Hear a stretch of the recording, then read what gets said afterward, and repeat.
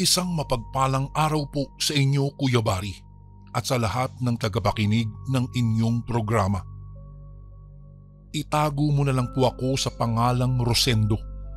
Hindi ko tunay na pangalan upang mapangalagaan ang aking pamilya at ang lugar kung saan po nangyari ang lahat ng mga nakakatakot kong karanasan. Halos 2 dekada na po kaming naninirahan dito po sa Maynila. Noong una po ay kasama ko ang aking mga magulang.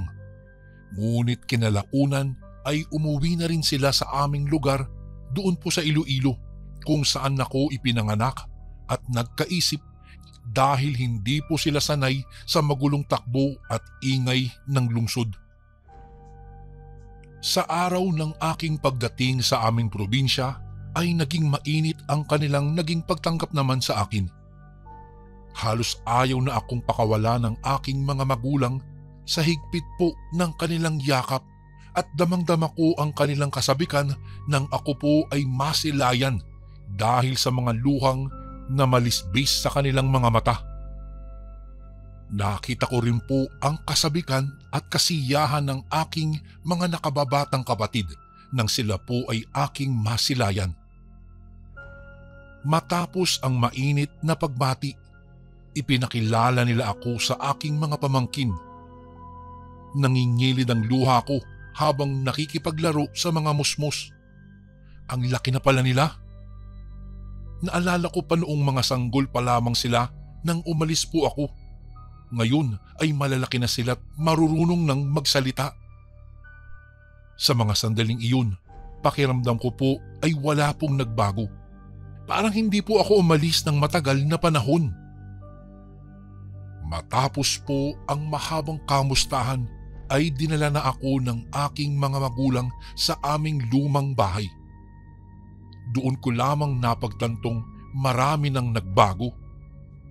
Ang aming dating maliit na bahay ay binago na ng panahon. Ang kubo na gawa lamang sa kawayan at nipa ay napalitan na po ng sementadong bahay na may 2 palapag. Ang dati pong mababang pader, ngayon matayog na. Kahit papaano, naipreserba pa rin nila ang disenyo ng aming ancestral home. Marami po kaming mga bagay na napag-usapan habang kami kumakain ng hapunan. May mga bagay kaming pinagtalunan habang sinusubukan kong makahabol sa mga nangyari sa buhay ng aking pamilya sa nakalipas na mga taon.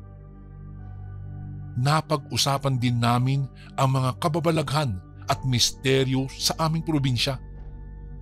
May mga kwento sila ng engkanto, mangkukulam at higit sa lahat ang tungkol sa mga aswang. Ngunit para sa akin, Kuya Bari, mga alamat at kwentong bayan na lamang ang mga ito.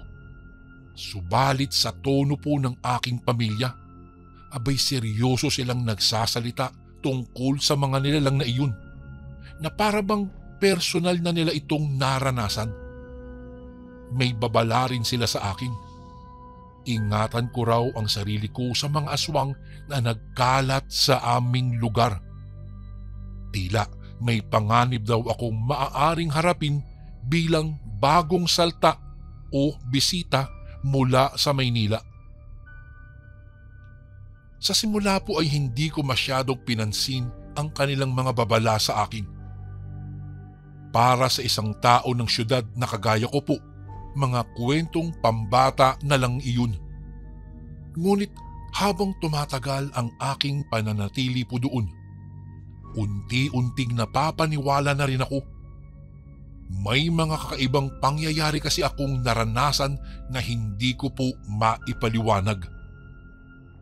Halimbawa, madalas kong marinig ang malakas na ingay sa gabi na para bang may malaking hayop sa labas ng aming bakuran. Kapag tumingin ako sa bintana, wala namang anumang nilalang doon. Minsan naman nakakakita ako ng mga anino na dumadaan na lang bigla sa aming hardin. Ngunit paglingon ko ay bigla itong nawawala. Isang gabi, gising na gising ako nang marinig ko ang malakas na hiyawan sa labas. Tila may mga taong nagsisigawan. Pero nang tignan ng aking magulang, wala raw silang nakitang kahit sinong tao doon. Sabi lamang nila ay wag na lang daw akong makinig o mag-alala. Pero alam kong may narinig talaga ako noon, Kuya Bari. Kaya po simula noon, unti-unting tumatak na sa isipan ko na maraming lihim at misteryo sa aming probinsya na hindi ko lubos maisip noong unang dumating ako doon. At sa mga sumunod na araw, lalo ko pang napatunayan iyon nang maranasan ko ng personal ang sinasabi nilang panganib mula sa aswang. Isang umaga po, pinakausapan ako ng aking ama na samahan ko raw siya na bumisita sa kanyang matalik na kaibigan na si Ginoong Nicolas. Nagulat po talaga ako, Kuya Bari, dahil hindi ko inaakala na si Ginoong Nicolas po ay isa sa tanyag na tao at isa sa pinakamayaman sa aming lugar. At hindi po talaga ako makapaniwala na siya ay kaibigan ng aking ama. Bagamat nais ko sanang tumanggi, napilitan na rin akong samahan ang aking ama. Pagdating po namin sa malaking bahay ni Ginoong Nicolas ay sinalubong kami ng kanyang mga katulong. Agad kaming pinapasok at inihatid sa maluwag nilang sala kung saan naghihintay na ang buong pamilya niya. Sa unang pagkakataon, nakilala ko si Ginoong Nicolas at pati na ang kanyang asawa at mga anak. Napansin kong tahimik silang nakaupo doon at seryosong nakatingin sa amin na para bang may malalim na iniisip. Nang matapos na bumati sa amin si Ginoong Nicolas ay dumating naman ang kanyang mga katulong at ipinaghain kami ng mga karne na mukhang masasarap ang pagkakaluto at naghain din sila ng napakaraming prutas. Sa hapagkainan po lamang ay doon ko na napagtanto kung gaano karangya ang kanilang pamilya. Habang kumakain po kami, narinig ko ang maikling pag-uusap ng aking ama at si Ginoong Nicolas. Hindi ko gaanong naintindihan ang ibig nilang sabihin, ngunit may malalim at maselang bagay silang tinatalakay.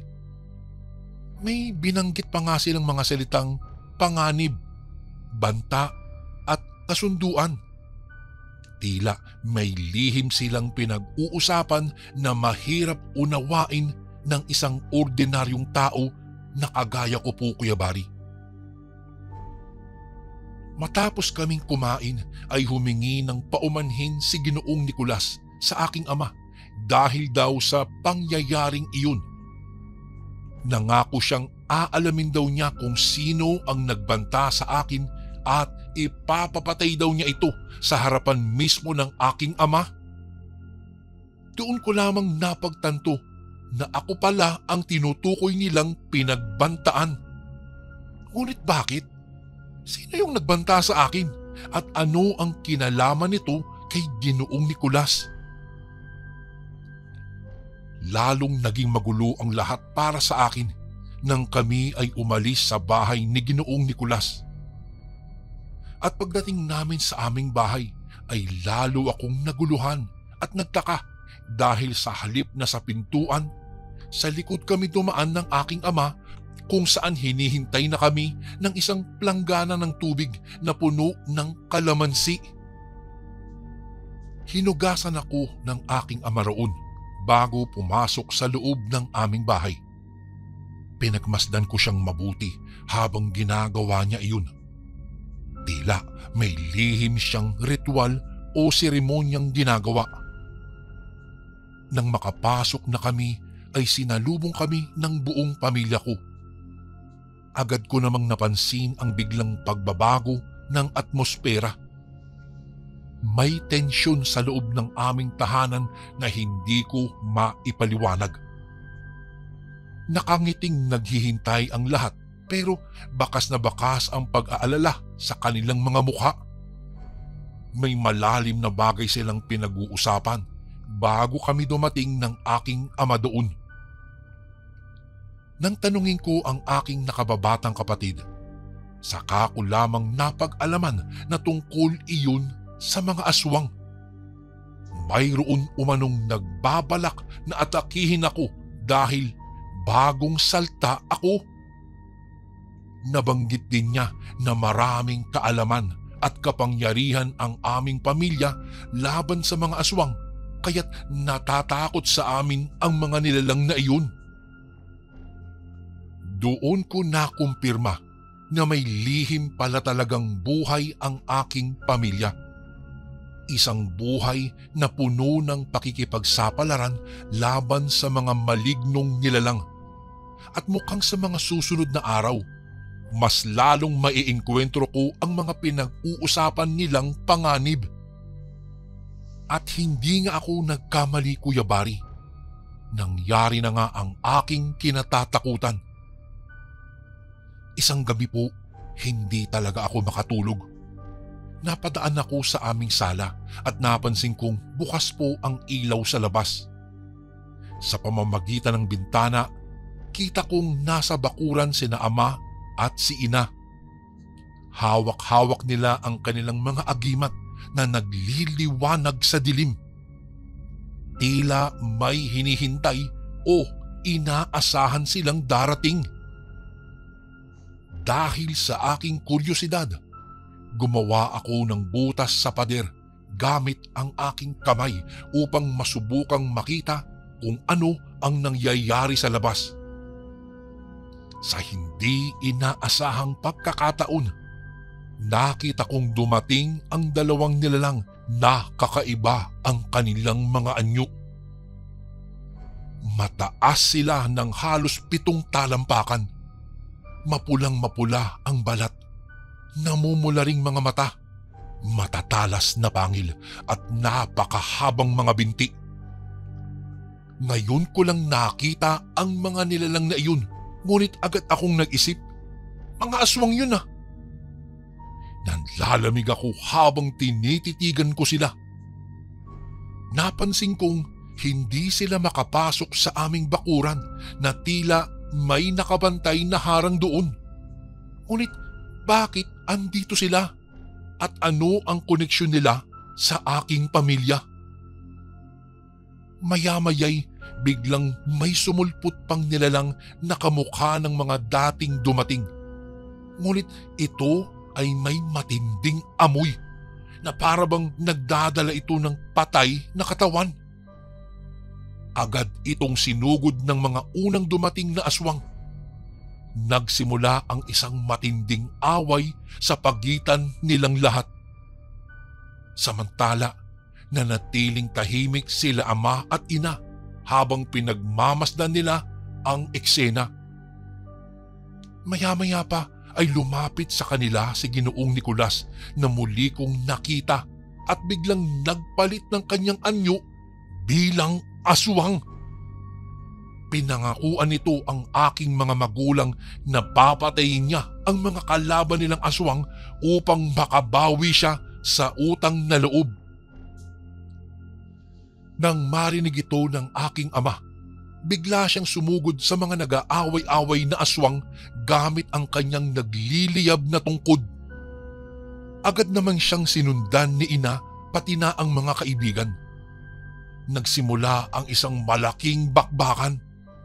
Ang mga kaibigan ng aking ama ay unti-unting nauubos laban sa dami ng mga kalaban. Ngunit patuloy pa rin silang nakikipaglaban ng walang takot. Habang abalang-abala ang lahat sa labas, bigla kong naramdaman ang matinding pananakit ng aking tiyan. Para akong nilalamog ng libo-libong mga insekto sa loob ng aking katawan. Sumisigaw na ako sa sakit pero wala akong magawa. Unti-unti akong nanghina dahil para bang may lumalabas na lason mula sa aking katawan.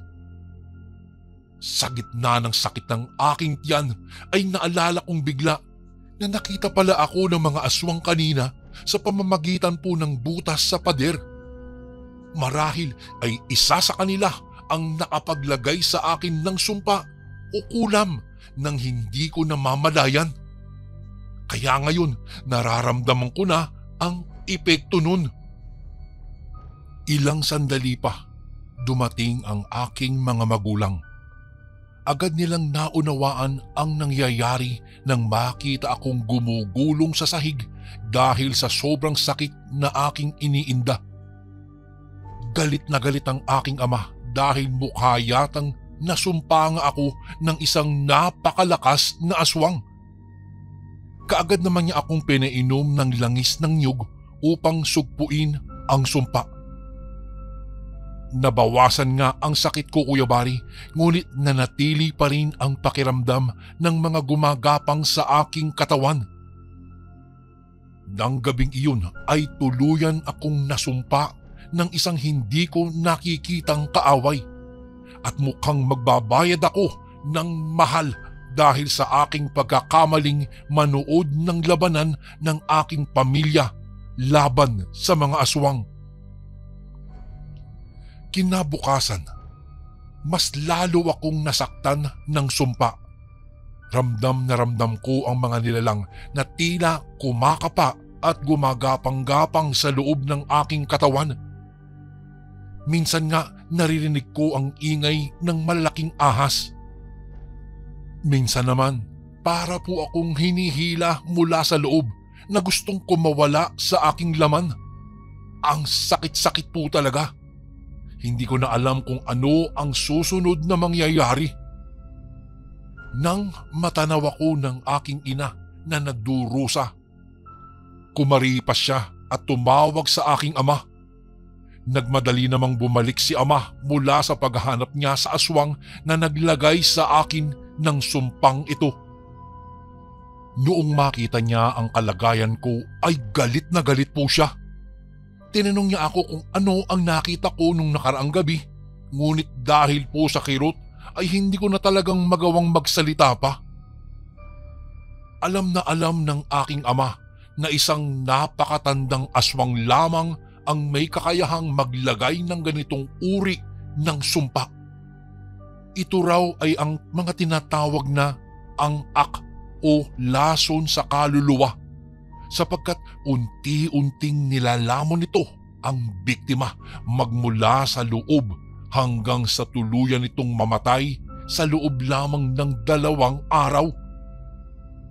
Dahil dito, tinawagan ni ama ang aming kaibigan na si Ginoong Nicolas upang humingi ng tulong. Naisip niyang ang mga aswang din lang ang makakatulong sa akin. Kaya naman dali-daling hinanap nila kung saang pugad nagtatago ang mga aswang upang mapilit silang alisin ang sumpang ito sa akin. Matapos kaming magbiyahe ng ilang oras, Kuya Bari, dumating po kami sa isang maliit na nayon na pinalilibutan ng malawak na sapa. Inakala ng aking ama na naririto ang kuta ng mga aswang. Pasulong na sana kami nang biglang harangin kami ng pinuno nilang may katandaan na. Matanda na ito, Kuya Bari, at sobrang nangangayayat at may mahahabang ngipin. Agad ko namang napag-alaman na isa rin itong aswang. Kaagad sinumbong ng aking ama kung ano ang ginawa sa akin. Ngunit imbis na umamin, ngiting aso lang ito at parang binaliwala ang tinuran ng aking ama. Maya-maya pa ay ipinakita nito sa amin ang batang lalaking responsable sa sumpa ko. Kitang-kita ko sa kanyang mga mata na siya nga iyon. Dahil walang nagawa ang mga katandaang aswang para tanggalin ang sumpa, agad kong naramdamang parang may humihila sa loob ng aking sikmura. Nagsisisigaw na ako sa sobrang kirot pero walang magawa ang aking pamilya kung hindi ang panoorin na lamang ako habang ang mga ibang nilalang doon ay mga nakangiti pa. Mukhang magbabayad ako ng mahal dahil naroon ako sa kanilang puok. At tanging ang mga kaaway din ang makakapag-alis ng sumpang nilagay nila sa akin. Kaya kailangang magmadali ang aming pamilya bago tuluyang lamunin ng lason ang kaluluwa ko. Dahil sa pagtanggi ng mga nakatatandang aswang na magpaubaya, naisipan ng aking ama na gamitin ang dahas upang mapilit sila. Itinutok niya ang kanyang nagniningning na tungkod sa mga ito at binantaan silang lahat ng kamatayan kung hindi nila aalisin ang sumpa sa akin. Ngunit imbis na matakot sila, mas lalong lumakas pa ang loob ng mga kalaban. Bigla silang nagbago ng kanilang mga anyo at ipinakita ang tunay nilang kakayahan bilang mga malalakas na aswang. Napalibutan na nila ang aming pamilya na handang lumaban hanggang kamatayan. Hindi nagtagal, nagsimula po ang isang madugong bakbakan. Ang mga kaibigan ng aking mga magulang ay agad ding sumali sa girian. Ngunit sa kasawiang palad ay nadaig sila ng mga kalaban. Unti-unting nauubos ang mga kakampi po namin. Ngunit patuloy pa rin silang lumalaban ng buong tapang. Ako naman po, Kuya Bari, ay wala nang nagawa kung hindi ang manood na lamang habang nagdurusa dahil sa tindi ng sumpa. Gusto ko pong tumulong, ngunit hindi ako maagalaw dahil sa tindi ng sakit. Pakiramdam ko'y sinisip-sip ng lason ang aking lakas at buhay. Hapong-hapo na ang aking pamilya sa kaaalalay sa akin habang patuloy silang inaatake ng mga aswang. Maya-maya pa ay napagod na rin ang mga nakakalaban ng aking pamilya. Isang malaking hayop na may mahahabang pangil at matatalim na talamsik ang biglang sumulpot sa kadiliman at sinugod ang aming mga kaaway. Nataranta ang mga aswang at agad silang natinag at napilitang magpalit ng anyo bilang mga tao.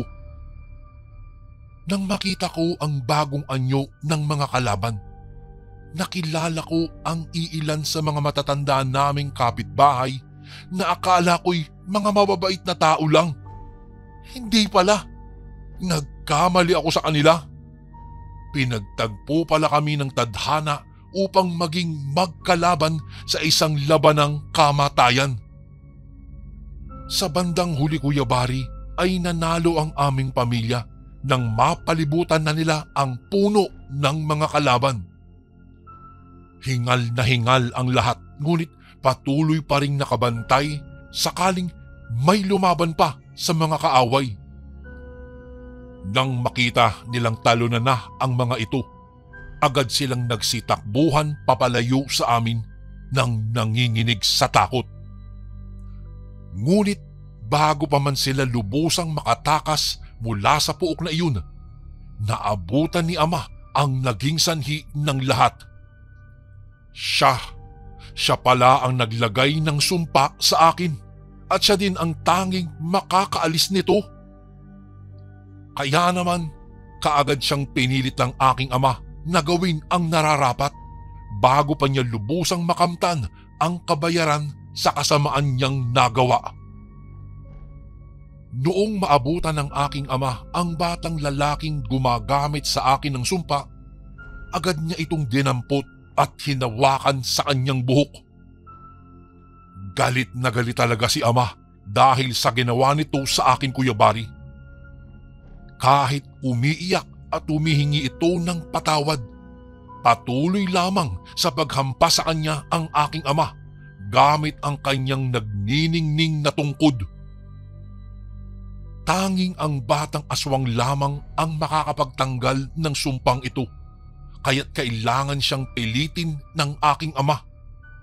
Inutusan niya itong alisin ang lason na kumakain ng aking laman, kaluluwa at buhay. Umiiyak ito habang ginagawa ang seremonyas ng pag-alis ng sumpa. Ramdam na ramdam ko namang unti-unti nang bumubuti ang aking pakiramdam. Ngunit kahit na nakiusap na at humingi ng patawad, galit pa rin ang aking ama. Anya, hindi sapat ang paumanhin lamang sa mga kasalanang nagawa nito. Kailangan din itong harapin ang parusang nararapat sa kanya sa ilalim ng batas ng mga engkanto at mga aswang. Kaya naman kaagad nitong sinilaban ng apoy ang buong katawan nito gamit ang kanyang tungkod. Muling sumigaw ang batang lalaking ito, ngunit hindi ito pinansin ng aking ama. Hindi siya naawa. Patuloy lang ito sa pagsunog dito hanggang sa tuluyan na itong nasangkap ng mahabang sinag at nagliyab mula ulo hanggang paa. Noong maubos na ang buong katawan nito, Kuya Bari, at maging abo na lamang, kinuha ng aking ama ang natitirang mga buto nito. Mayroon daw espesyal na kapangyarihan anya ang mga butong ito na magagamit bilang panlunas upang lubusan akong gumaling mula sa sumpa. Isinubo sa akin ni ina ang mga pinong buto at ipinainom po sa akin ang mapait na gamot na iyon. Kaagad kong naramdaman ang epekto, Kuya Bari. Ang pait-pait po talaga pero tiniis ko. Unti-unting bumalik ang aking lakas at pakiramdam ko po ay malapit nang mawala ang mga nilalang na kumakain sa loob ng aking katawan. Sa wakas, nakahinga na rin ng maluwag ang aking pamilya. Naaganti na ang aking ama sa mga pamiminsala sa akin ng aswang na iyon at mukhang malapit na akong gumaling ng lubusan. Ngunit sa kabila nito, napagdesisyonan pa rin naming umalis muna sandali mula sa aming bayan. Napag-isipan naming bumalik muna sa Maynila kung saan mas komportable akong makakapagpagaling.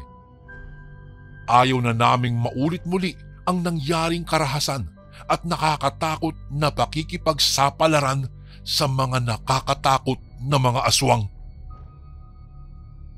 Bagamat nakalimutan ko na po, patuloy pa na nabuhay sa alaala ng aking mga magulang ang lahat-lahat. Lalong-lalo na sa aking ama. Lagi niya pong binabanggit ang aming naging tagumpay laban sa masasamang nilalang na iyon. Ipinagmamalaki niya kung papaano nila pinagtulungan ng kanyang mga kaibigan para masugpo lamang ang masamang balakin ng mga kalaban nilang aswang. Kaya't kahit nakalayo na kami ulit sa probinsya, ramdam na ramdam ko pa rin ang epekto ng aming naging madugong sagupaan doon. At sa tuwing naaalala, nananatiling buhay ang takot at pangamba sa aking loob, Kuya Bari, kahit gaano ko pa kayang ipagmalaki ang tapang ng aking mga magulang. Matapos ang ilang taon, tuluyan na kaming bumalik sa aming probinsya.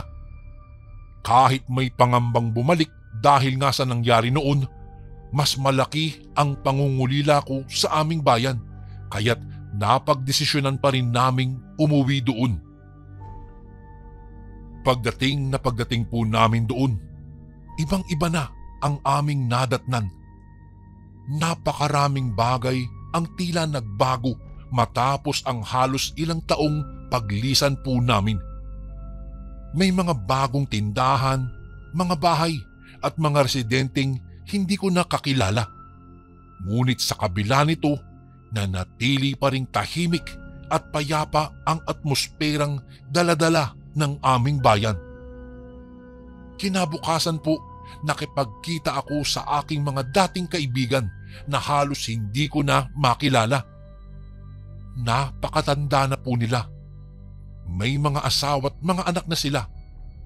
Ang mga batang kalaro ko noon ay mga ama at ina na ngayon. Napaiyak naman ako dahil sa tuwa nang muli kaming magkita at magkakwentuhan. Nalaman ko ring may ilang mag-anak na umalis na rin ng bayan dahil sa pangamba sa mga kakaibang nilalang dito. Ngunit ang iba ay nanatili pa ring matatag at umaasa na mapanatili pa rin ang dati naming tahimik na pamumuhay.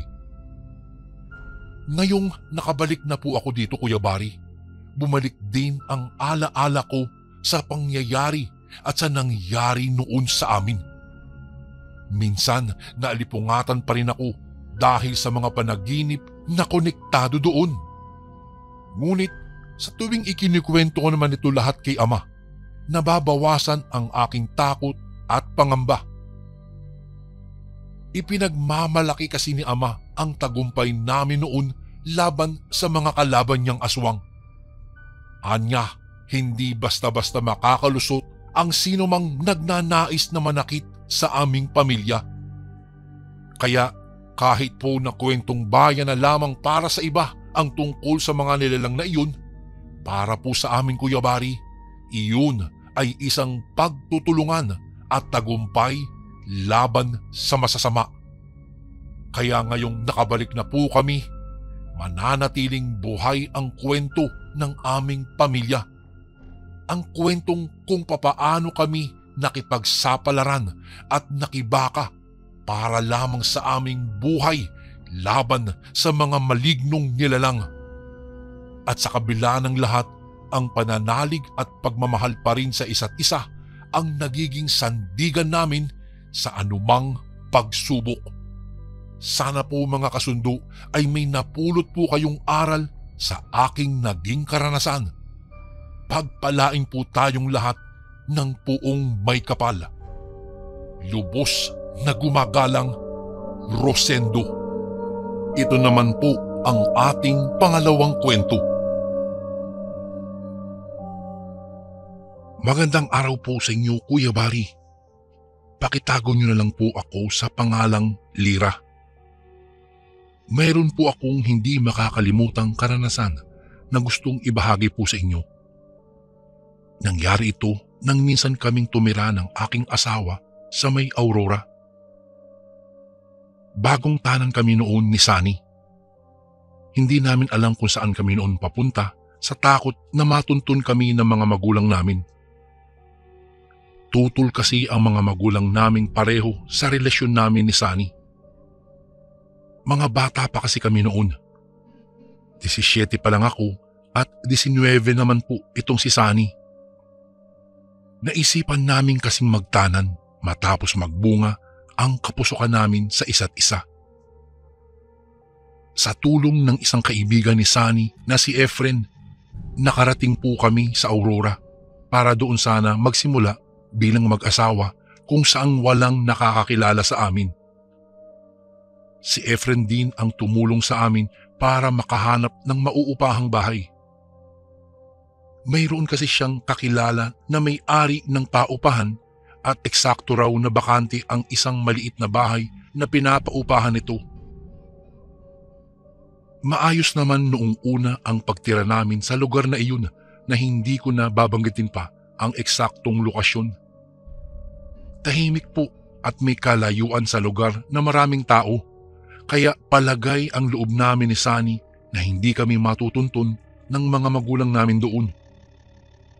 Wala ring ibang makakapagturo na naroon kami maliban lamang kay Efren. Kuya Bari, hindi naman po kalibliban ang lugar kung saan kami nakatira. Ngunit kung pupunta ka sa palengke, medyo malayo-layo rin ang lalakarin mo patungong kalsada kung saan may masasakyan na jeep o tricycle at maraming kabahayan. Para kasing nasa kaduluduluhan na ng barangay iyong paupahan na kinaroroonan namin. Swertihan lang din kung magkakataong may tricycle na mapapadako roon na nangyayari lang kung may magpapahatid banda doon. Noong una, patinda-tinda lang ng candy at sigarilyo ang asawa kong si Sunny. Sa terminal ng mga sasakyan na inutang pa namin kay Efren ang pangpuhunan para lang may mapagkunan kami ng panggastos sa araw-araw. Ngunit kalaunan, nakapasok din si Sunny sa isang nakilala niya sa terminal bilang driver ng tricycle na pamasada. Simula noon, hindi na naging mahirap sa akin ang pagpunta sa palengke o sa health center sa tuwing araw ng check-up ko. Sinusundo na kasi ako ni Sunny gamit ang tricycle na ipinapasada niya. Mayroon isang pagkakataon noon habang nasa healthcare center ako. May nakausap akong isang ali. Mahaba-haba rin ang kwentuhan namin habang naghihintay sa pagdating ng doktor nang matanong niya kung saan ako nakatira. Sinabi ko naman kung saan banda kami na sityo at nang malaman niya ay napakunuot ang noon niya habang napatingin sa akin. Ipinagtaka ko naman ang naging reaksyon niya kaya napatanong ako ng bakit po. Nagpalinga-linga muna siya sa paligid bago nagtanong ulit kung matagal na ba raw kaming nakatira doon. Nang sabihin kong bagong lipat lang kami ng asawa ko, pabulong niyang sinabi sa akin na umalis na raw kami roon. Nagtaka naman ako sa tinuran ng matanda. Hindi raw ligtas ang lugar na iyon lalo na sa kagaya kong buntis dahil marami daw gumagalang aswang doon kahit daw katirikan ng araw. Napakunot ang noo ko sa pagtataka sa sinabing iyon ng ali. Tatanungin ko pa sana siya ulit, ngunit tinawag na ako ng assistant ng doktor dahil ako na raw ang susunod na check upin. Hanggang makalabas ako ng health center, hindi ko na nakita pa ang ali. Ipinagkibit balikat ko na lang ang mga sinabi nito sa akin at hindi rin naman kasi ako naniniwala tungkol sa mga aswang.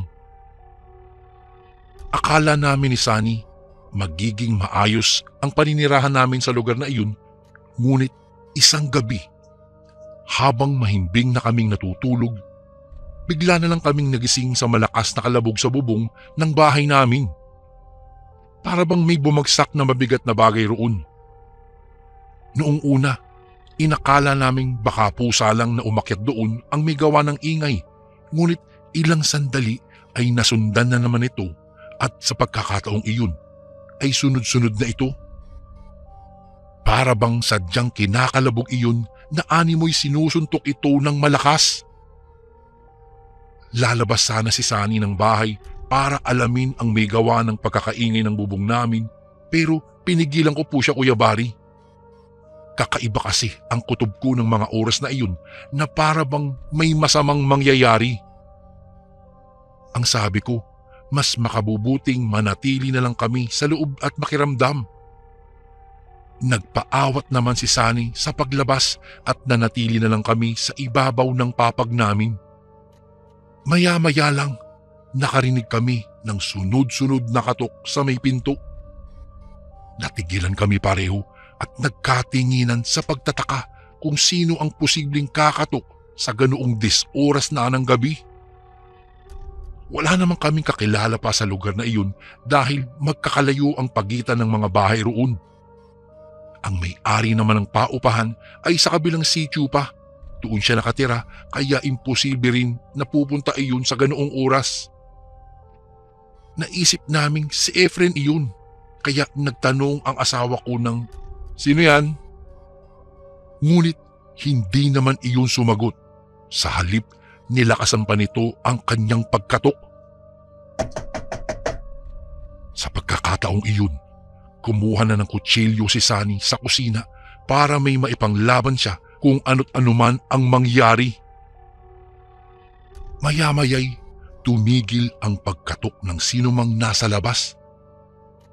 Ilang sandali na ring nanatiling tahimik ang paligid kaya ang buong akala namin ay makakatulog na kami ulit.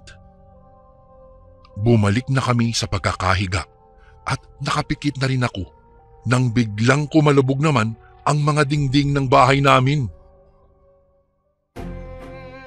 Bago ko po ipagpatuloy ang kwentong ito ay may request sana ako sa iyo kasundo.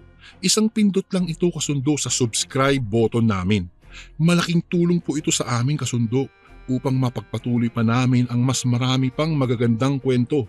Salamat sa pag-subscribe mo, bagong kasundo.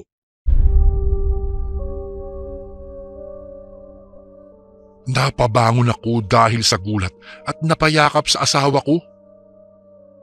Sunod-sunod ang malalakas na pagkalabog ng aming mga dingding na gawa lang sa plywood na para bang sadyang binabalya ang mga ito. Sinundan iyon ng mga kalabugan sa may bubong at malalakas na pagkatok sa pinto.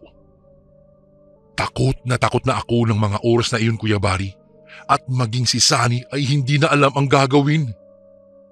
Batid naming hindi lang iisang tao ang gumagawa noon sa bahay namin. Kung mga tao nga ba ang mga ito? Noong mga oras na iyon, naalala ko ang sinabi sa akin ng Ali na nakausap ko sa health center. Kaya napaisip ako na baka mga aswang ang nanggugulo sa amin. Naisip kong kumuha ng asin sa kusina at nagpasama ako kay Sunny. Napatanong nga ang aking asawa kung ano raw ang gagawin ko sa asin. Sinabi kong baka mga aswang ang nasa labas ng bahay namin at naaamoy nila ang sanggol na nasa tiyan ko. Tumututol pa sana si Sunny sa naisip kong iyon, pero hinila ko na siya papunta sa kusina at sinabihang sumunod na lang. Mabuti na lang at marami kaming stock ng asin na paborito kong sausawan ng hilaw na mangga. Pagkakuha ko sa garapon ng asin, dumakot ako nito at isinaboy sa dingding, pinto at bintana, pati na rin sa kisame, kagaya sa mga napapanood kong pelikula, at sinigawan ang mga nasa labas na magsialis kung ayaw nilang paliguan ko sila ng sako-sakong asin. Hindi ko alam, Kuya Bari, kung saan ko nakuha ang ideya ng sako-sakong asin, gayong isang garapon lang naman ang asin namin. Pagkasaboy ko ng asin, lalong kinalabog ng mga ito ang mga dingding at bubong na para bang gigibain na ang bahay namin. Hindi ko itinigil ang pagsaboy ng mga asin at nilakasan ko pa ang pagbato. Abot-abot na ang pagdarasal ko, lalo't papaubos na rin ang asin sa garapon. Nagulat na lang ako nang hablutin ni Sunny ang garapon ng asin sa akin at lumapit sa may pinto. Pagkabukas niya nito, sinundan niya ng pagsaboy ng asin. Kasunod noon, nakarinig ako ng parang malalakas na ungol ng hayop kaya napasunod ako kay Sunny. At noon tumambad sa akin ang mga nakakatakot na nilalang na sa tanang ng buhay ko ay noon pa lamang ako nakakita. Mga aswang nga! Umuungol sila at namimilipit na animoy nasasaktan sa tubing sasabuyan ni Sunny ng asin.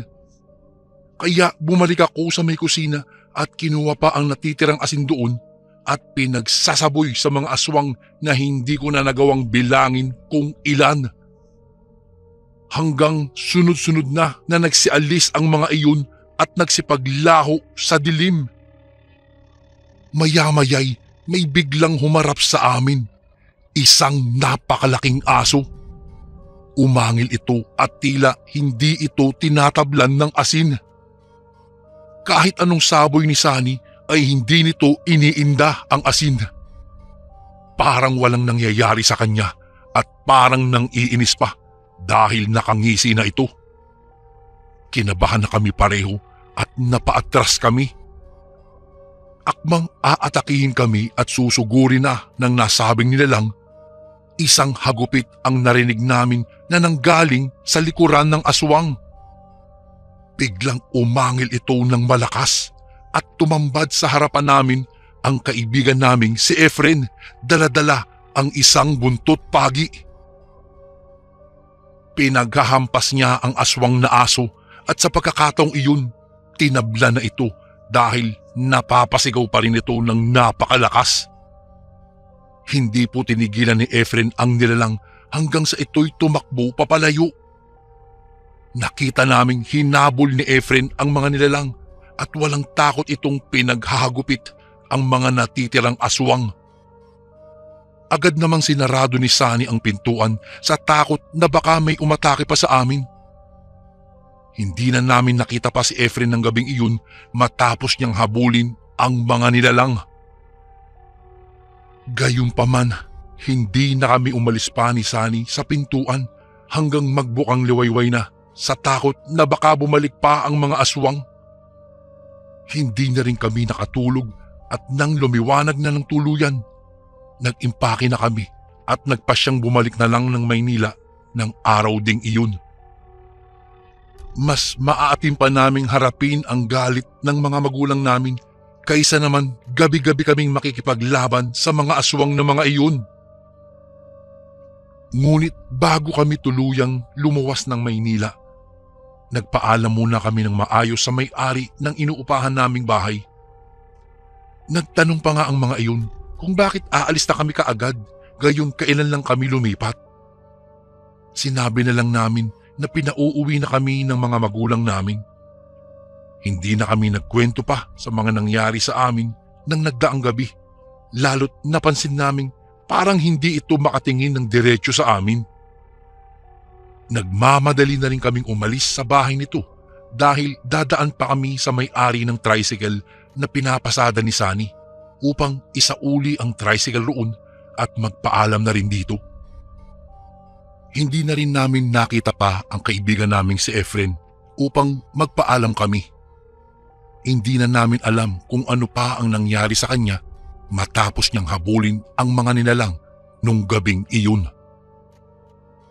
Katulad nga ng kasabihan, Kuya Bari, walang magulang ang makakatiis sa mga anak, kaya napatawad din naman kami ng mga magulang namin matapos naming humarap at humingi ng tawad sa mga ito. Naging maayos naman kami ng pagsasama ni Sunny sa tulong at gabay ng mga magulang namin.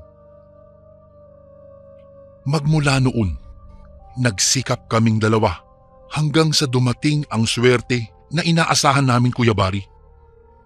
Natanggap po kasi si Sunny sa isang kumpanya malapit sa tinitirhan namin at di kalaunan ay mabilis itong na-promote sa pagiging isang manager dahil sa sikap at galing ni Sunny sa trabaho niya.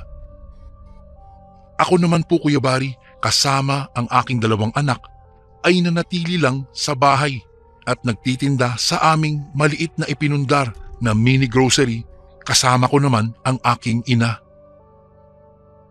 Magmula po noong nangyari ang nakakatakot na pangyayaring iyon sa amin, ay nagsilbing aral talaga iyon na hindi namin malilimutan. Dahil siguro sa batang isip namin, kaya namin nagawa ang mga hindi namin dapat gawin. Isang pangyayari sa buhay namin ni Sunny ang muntik ng sumira sa aming kinabukasan dahil lang sa pagtira sa isang liblib na lugar sa Aurora. Hanggang dito na lang po ang aking kwento, Kuya Bari, at maraming salamat po kung sakaling mabasa niyo po ito sa inyong channel. More power po sa Ang Sundo Horror Stories and God bless po sa lahat ng nakikinig ngayon. Lubos na gumagalang, Lira. At ito naman po ang ating pangatlong kwento. Magandang araw po, Kuya Bari. Tawagin niyo na lang po ako sa pangalang Diano. 67 taong gulang. Nasa edad 25 ako noon nang may mga bagong saltang dumating sa aming lugar sa Negros.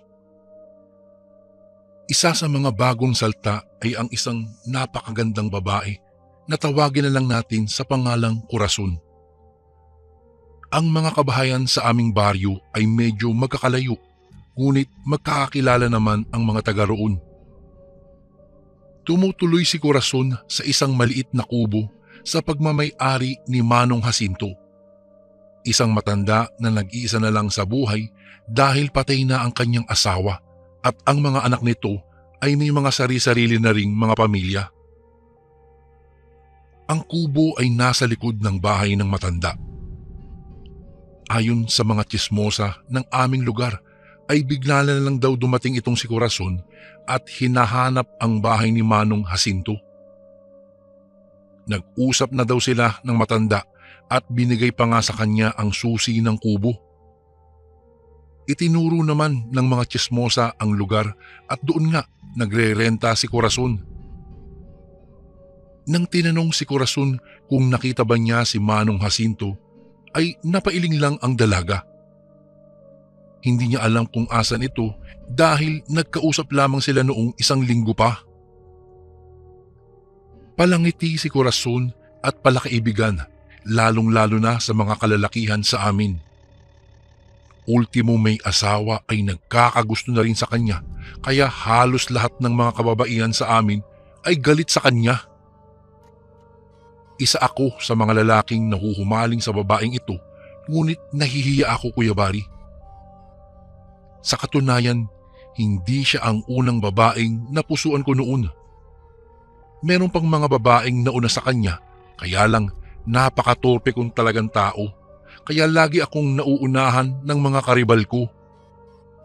Hanggang sa mga panahong iyon, hanggang tingin lang ako kay Corazon habang kinakausap siya ng mga lalaki sa amin. Gusto ko sanang malaman ang mga bagay-bagay tungkol sa babaeng ito. Kung saan sila ni Manong Jacinto nagkakilala, ngunit ang nakapagtataka ay ilang araw ko nang hindi nakikita talaga ang matanda. 2 araw bago dumating si Corazon ay umalis si Manong Jacinto na bihis. Parang binata na nakapumada pa ang buhok. Nakapantalo ng kaki at nakapolo ng puti. Naninibago ako kay Manong Jacinto sa araw na iyon, Kuya Bari. Sinubukan kong tanungin ang mga kapitbahay kung alam ba nila kung nasaan ang matanda. Ngunit ang sagot lang nila ay umalis at mukhang may aakyatan daw ng ligaw dahil sa itsura nito. Hindi rin nila nakikita na itong si Manong Jacinto. Pati ang mga kamag-anak nito ay walang alam na. Hindi naman daw sinabi kung saan papunta. Natawa pa nga ako dahil sa tanda ni Manong Jacinto ay naghahanap pa ng bagong mapapangasawa. Pagkalipas ng 3 araw simula ng pagdating ni Corazon ay may bagong salta na naman sa aming baryo. Sa pagkakataong ito, ang bagong dating ay isang lalaki. Mukha siyang rebelde dahil sa itsura niya. May balbas at mahahaba ang buhok. Naghahanap din ito ng matutuluyan sa aming lugar. Tawagin na lang po natin siya sa pangalang Berting, ang lalaking ito. May 2 pa namang kubong mauupahan ang isa sa aming kapitbahay, kaya doon tumuloy si Berting. Kung palangiti at palakaibigan si Corazon, si Berting naman ay kabaliktaran. Noong bagong dating pa lang siya ay natatakot halos lahat ng tao dahil sa itsura niya. Mukha kasing hindi gagawa ng mabuti ito. Ngunit noong nakausap ko na siya ay mabait naman, ngunit napakatahimik lang na tao. Mabilis naman kaming naging magkaibigan, ngunit sa pagdaan ng araw ay may napapansin ako. Lagi siyang nakamasid sa bahay ni Corazon.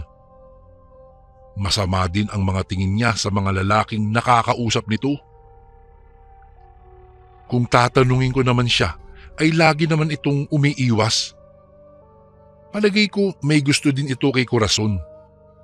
Parang may dumagdag sa mga karibal ko sa dalaga. Dumaan ang 1 buwan. Nakapagtatakang unti-unting nababawasan ang mga nanliligaw kay Corazon. Isa-isang nawawala ang mga lalaking nanliligaw sa kanya. Minsan may sumugod sa kanyang bahay dahil ang paalam ng mga lalaki ay magkikita sila ng babae sa gubat, pero wala namang ebidensya, kaya laging nakakalusot si Corazon. Minsan naging usap-usapan ng mga tsismosa na baka pinatay ang mga iyon sa isa sa mga karibal nila kay Corazon. Kahit bangkay nila ay walang natagpuan, kaya puno ng pag-aalala ang mga kamag-anak ng mga nawawala. Kahit ganoon ang nangyari, ay hindi pa rin ito hadlang sa aking kagustuhan na ligawan itong si Corazon. Sobrang ganda niya talaga, Kuya Bari. Maputi at may maamong mukha. Nahuhuli ko si Corazon paminsan-minsan na sumusulyap sa akin, kaya sa wari ko'y gusto din ako ng dalaga. Nag-ipon ako ng lakas ng loob. Nang matsyempohan ko na nag-iisa itong si Corazon sa kubo niya, ay nilapitan ko siya at kinausap. Habang kami po ay nag-uusap ni Corazon, ay nakikita ko si Berting na iba na kung makatingin sa amin. Nagdududa na tuloy ako na baka meron siyang kinalaman sa mga nawawalang manliligaw ni Corazon. Iba po kasi ang kutob ko sa mga kinikilos nitong si Berting. Isang araw ay may usapan kami ni Corazon na magkita sa kakahuyan malapit sa ilog. Sekreto lang daw namin iyon sapagkat siguradong ikasasaya ko ang aming gagawin. Ikinatuwa ng puso ko na sa lahat ng lalaki doon sa amin ay ako ang kanyang napili. Papunta na sana ako nang bigla akong harangin ni Berting. "Oh, bakit? Anong kailangan mo, Berting?" Biglang tanong ko sa kanya sa salitang hiligay nun. Pero itatagalog ko na lang po ang aming pag-uusap para mas madaling maintindihan ng inyong mga tagapakinig. "Saan ka ba pupunta? Gusto mo bang mapahamak gaya ng mga kapitbahay mo rito?" Pagbabanta ni Berting sa akin. Ha? Anong mapapahamak? Bakit? Teka, may kinalaman ka ba sa mga pagkawala ng mga kalalakihan dito sa baryo? Anong ginawa mo sa kanila? Sunod-sunod kong tanong sa kanya. "Wala akong kinalaman sa pagkawala nila. Gusto lang kitang balaan, Jano. Hindi mo alam kung ano ang tunay na pagkatao niyang si Corazon. Wala akong ebidensya pero malakas ang kutob ko na si Corazon ang dahilan sa pagkawala ng mga kapitbahay natin dito. Minamanmanan ko siya pero hindi ko siya matsyempuhan dahil bigla na lang siyang nawawala kapag sinusundan ko siya." Paliwanag sa akin ni Berting. Nakinig naman ako sa mga sinabi niya, ngunit binabantayan ko ang mga kilos niya. Baka kasi bigla lang may gawin sa akin ang lalaking ito na hindi maganda. Wala naman siyang daladalang kahit na anong patalim. Isang buntot pagi lang ang kanyang binibitbit.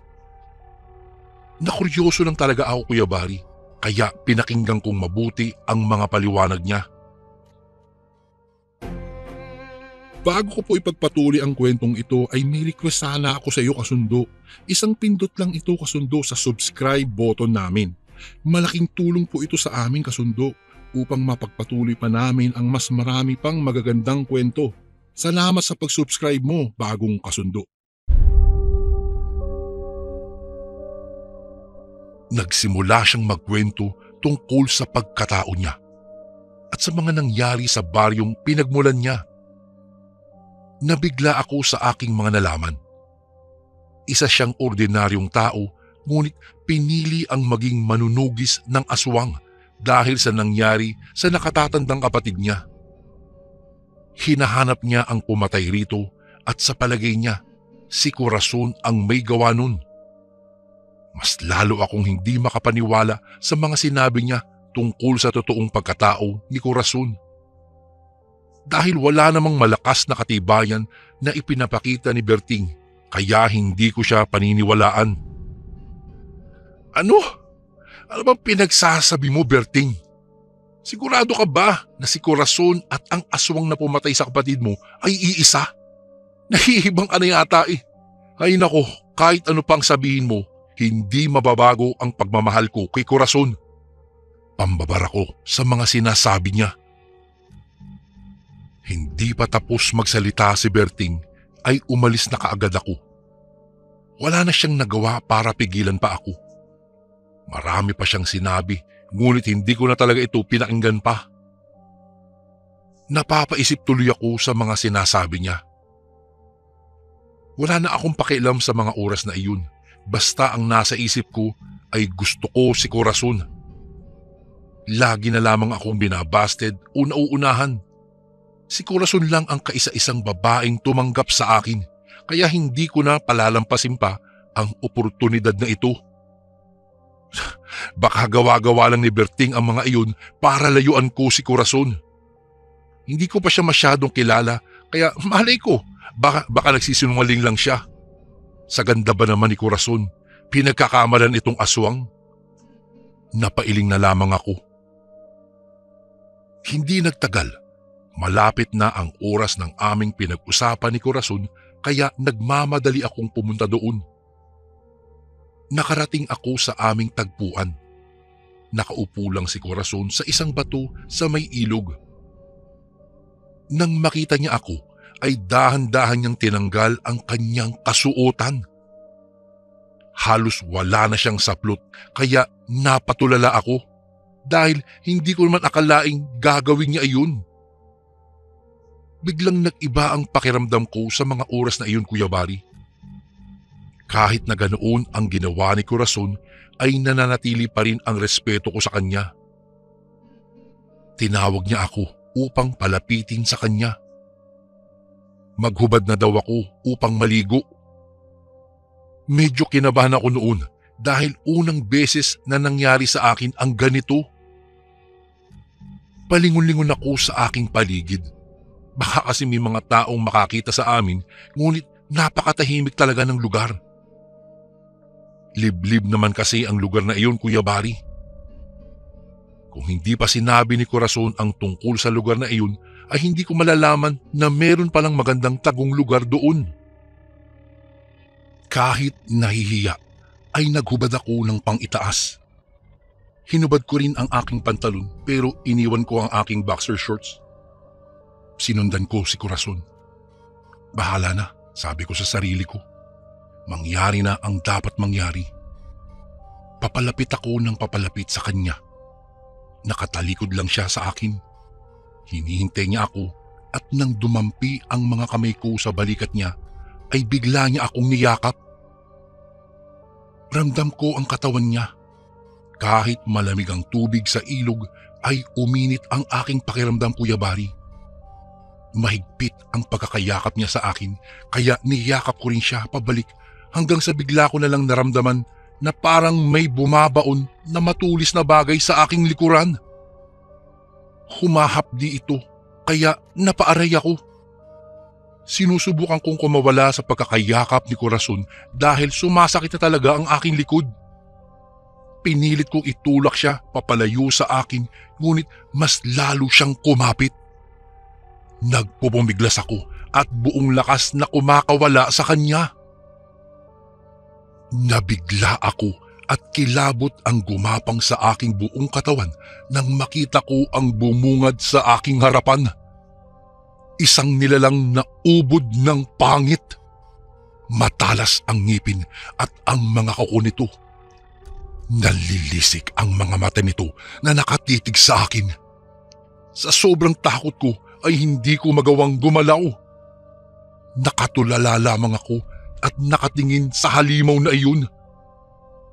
Mabilis itong lumapit sa akin at pinagkakalmot ako. Hinarang ko ang aking mga kamay para depensahan ang aking sarili. Bago pa man ako makagalaw ay nasugatan niya ako sa dibdib. Tumakbo ako ng mabilis pabalik sa pinanggalingan ko habang hawak ang aking mga sugat. Kahit masakit ay pinilit kong kayanin ito, Kuya Bari. Hindi pa ako nakalayo sa ilog, naabutan ako ni Corazon. Tumalon ito sa harapan ko. Hindi ko alam kung paano niya nagawa yun. Sobrang bilis talaga ng kanyang pagkilos. Tuluyan na siyang nagbago ng kanyang anyo. Akala ko katapusan ko na nang bigla na lang itong namilipit sa sakit. May tumama pala sa likod nito kaya bigla itong napahiyaw ng napakalakas. Nang silipin ko ay nakita ko si Berting. Bitbit niya ang kanyang buntot ng pagi. Pinaghahampas niya ang halimaw sa buntot paging daladala niya. Matapos yun ay inilabas din niya ang kanyang itak at pinagtataga niya ang aswang. Sobrang tinis talaga ng sigaw ni Corazon. Kahit natamaan ay nagawa pa rin nito ang tumakas nang makakita ito ng pagkakataong makaalis. Hahabulin pa sana ni Berting ang patalon-talong nilalang na iyon, pero nang makita niya ako na bigla na lang bumagsak dahil sa sugat na natamo, ay mabilis niya akong tinulungan. Hindi ko na namalayan kung ano ang mga sumunod na nangyari dahil nang magising ako ay nasa bahay na ako ni Berting. Maingay sa paligid dahil kinakausap ni Berting ang mga kapitbahay namin pati ang punong barangay. Hindi makapaniwala ang lahat sa kanilang mga nalaman. Noong una ay ayaw maniwala ng mga tao, ngunit nang pinatunayan ko na totoo ang sinasabi ni Berting ay umaksyon kaagad sila. Nakapagdesisyon ang punong barangay na halughugin ang buong kakahuyan dahil baka tama ang hinala ng mga tsismosa na si Corazon ang dahilan kung bakit nawawala ang mga kalalakihan ng aming baryo. At hindi nga sila nagkamali. May mga natagpo ang mga damit at buto-buto ng mga tao sa isang kuweba na malapit lang sa ilog na aming pinagtagpuan nitong si Corazon. Nakilala ang iilan ng mga ito dahil sa mga damit na natagpuan sa lugar na iyon. Pati ang mga anak ni Manong Jacinto ay nakilala din nila ang damit at mga gamit ng kanilang ama. Nagluksa ang mga kamag-anak ng mga biktima ni Corazon. Muntikan na rin akong maging biktima kung hindi ako sinundan ni Berting. Kuya Bari, malaki talaga ang utang na loob ko sa kanya. Hindi na alam ni Berting kung saan pumunta si Corazon, pero alam niya kung anong klaseng aswang ito. Si Corazon ay isang aswang na tinatawag nilang mandarangkal. Aswang na puro lalaki ang mga binibiktima. Inaakit niya ang mga ito at pag nahulog na ito sa bitag niya, ay tsaka niya lalapain at kakainin ang mga ito para mapanatili ang kanyang lakas. Hindi pa rin tumigil si Berting sa paghahanap kay Corazon hanggang sa nabalitaan na lamang namin na patay na pala ito. Malubhang nasugatan pala ito ni Berting at hindi na nagawang makapagpagaling ng sarili niya ang nasabing aswang. Lahat na din ng mga lalaki sa aming baryo ay tinutugi siya kaya hindi na nitong magawang makapangbiktima pa. Matapos ang pangyayaring iyon, naging matalik na magkaibigan kami ni Berting. Akala ko nga natatanda akong mag-isa sa buhay dahil medyo na-trauma na rin ako sa mga karanasan ko sa mga babae, lalong-lalo na sa aswang na si Corazon. Ngunit may dahilan pala kung bakit kami pinagtagpo ni Berting. Kung hindi dahil pala kay Berting, ay hindi ko makikilala ang bunsong kapatid niya na sa kalaunan ay aking naging asawa. Hanggang dito na lang po ang aking kwento, Kuya Bari. Pagpalain sana kayo ng Panginoong Diyos. Salamat po kung sakaling mabasa niyo po ito sa inyong channel. Lubos na gumagalang, Diano. And again, maraming salamat po mga kasundo. Don't forget to subscribe and i-click nyo lang po yung bell na button para updated po kayo sa mga upcoming videos namin na paparating. Maraming salamat po ulit. God bless and ingat po lagi dyan. Ito po si Kuya Bari at ako ang Sundo.